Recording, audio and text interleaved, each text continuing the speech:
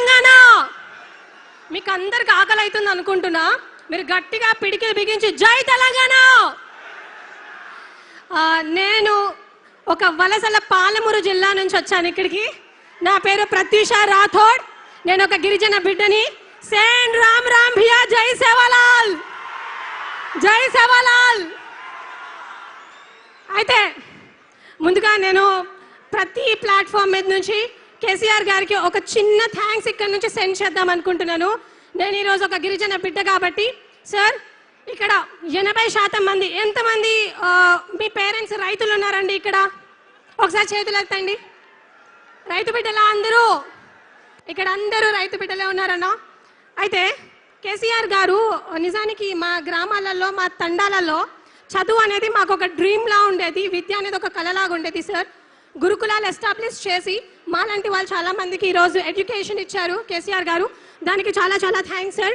ఈరోజు 80% మంది ఇక్కడ గవర్నమెంట్ జాబ్కి ప్రిపేర్ అయ్యే వాళ్ళందరూ కూడా గురుకుల స్కూల్స్ నుంచి వచ్చిన వాళ్ళు ఉన్నారు. అయితే ప్లీజ్ ఒక్క 5 minutes నేను కంప్లీట్ చేస్తాను. అయితే ఈరోజు చాలామంది మా పేరెంట్స్, మా తల్లిదండ్రులు ఎవరైతే ఉన్నారో వాళ్ళు మిరప తోటల్లో పనిచేసి రూపాయి సేవ్ చేసుకొని మా కోసం చదువుకోండి అని చెప్పి మమ్మల్ని ఇక్కడికి పంపిస్తుంటే రేవంత్ రెడ్డి గారి సర్కారు మాత్రం ఎటువంటి జాబులు, ఎటువంటి నోటిఫికేషన్స్ ఇవ్వకుండా మమ్మల్ని మభ్య పెడుతూనే ఉన్నారు. అయితే నేను ఒక చిన్న విషయం చెప్తాను సార్. ఈరోజు నా తల్లి కూడా పట్టీలు అమ్మేసి మరి చదువుకోవడానికి నాకు పెట్టింది. సో ఆ దయ వల్ల నేను ఇక్కడికి వచ్చాను. ఇక్కడ ఎంతో మంది పేరెంట్స్ చాలా కష్టపడి చదివించుంటారు. So I just want to of course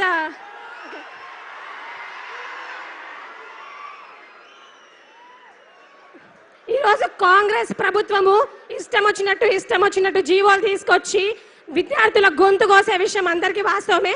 నేను అందులో ఒకే ఒక జీవో గురించి మాట్లాడుతాను. And more over, according to periodic labour force survey, ఈరోజు ఇండియాలో అన్ఎంప్లాయ్మెంట్ 5.6% ఉంటే తెలంగాణలో ఇంకా ఎక్కువ ఉంది. అసలు ఇంత అన్ఎంప్లాయ్మెంట్ ఉండడానికి రీజన్ కేంద్రంలో, రాష్ట్రంలో దద్దమ్మలు కూర్చున్నారు. చదువుకొని వాళ్ళు కేంద్ర ప్రభుత్వంలో, రాష్ట్ర ప్రభుత్వంలో కూర్చున్నారు. కాబట్టి ఈ రోజు మనకు ఉద్యోగాలు లేవు. ఈ రోజు దేశం అనేది ఇంత ఘోరంగా అయిపోయింది. నేను ఒకటే విషయం చెప్తాను అందరికీ. ఏజో రాహుల్ గాంధీ ఎవరైతే ఉన్నారో పెద్ద మీటింగ్లకు పోయి మస్తు పెద్ద మాటలు మాట్లాడతాడు. బీహార్ ఎలక్షన్స్కి వెళ్ళి అక్కడ నేను కేంద్రాన్ని స్లామ్ చేస్తున్నాను అని అన్నారు. ये जो राहुल गांधी जो संविधान पकड़ के सारा देश घूमता है और बोलता है कि रिजर्वेशन लागू होनी चाहिए, सोशल जस्टिस लागू होनी चाहिए, डेमोक्रेसी लागू होनी चाहिए, लेकिन जहां उनकी सरकार है तेलंगाना में, यहाँ रिजर्वेशन लागू नहीं होती है. अगर यहाँ कोई भी उनके हक के बारे में ऊंची आवाज से कुछ पूछता है तो पुलिस उन पर लाठी चार्ज करती है. क्या यही है लोकतंत्र? क्या यही है राजनीति? Sir Rahul Gandhi ji, I am requesting you, आप राजनीति कीजिए लेकिन हमारे नेताओं से कीजिए, हमसे नहीं. నేను మన దద్దమ్మ పనికి మాలిన రేవంత్ రెడ్డి గారికి చెప్తున్నాను. ఏదైతే రాహుల్ గాంధీని తీసుకొచ్చి చిక్కడపల్లి లైబ్రరీలో ఛాయ్ తాపించిండు కదా, అదే రేవంత్ రెడ్డి గారికి, రాహుల్ గాంధీకి చెప్తున్నాను, మేమే మీకు ఇంట్రిన్ బాటిల్ పంపిస్తాం, మీరే తాగి చావండి. మీరు తాగి చస్తే తెలంగాణకి పట్టిన దరిద్రం వదులుతుంది. ఈ రోజు నీకు ఉద్యోగాలు ఇవ్వడం చేత కాదు, కాళేశ్వరము, ఆయుష్వరము అనుకుంటూ మాట్లాడతావు. I don't think so you deserve to be a chief minister of Telangana. And more over sir, మా వలసపేట పాలమూరు జిల్లా గురించి కూడా నేను ఒక విషయంలో ఫినిష్ చేస్తాను సార్.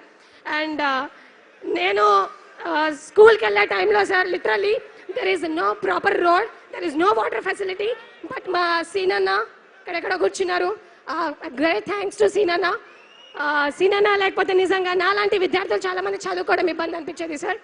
అండ్ చాలా మాట్లాడాలనుకుంటున్నాను కానీ I don't have much time. Anyways, thank you for giving me this opportunity.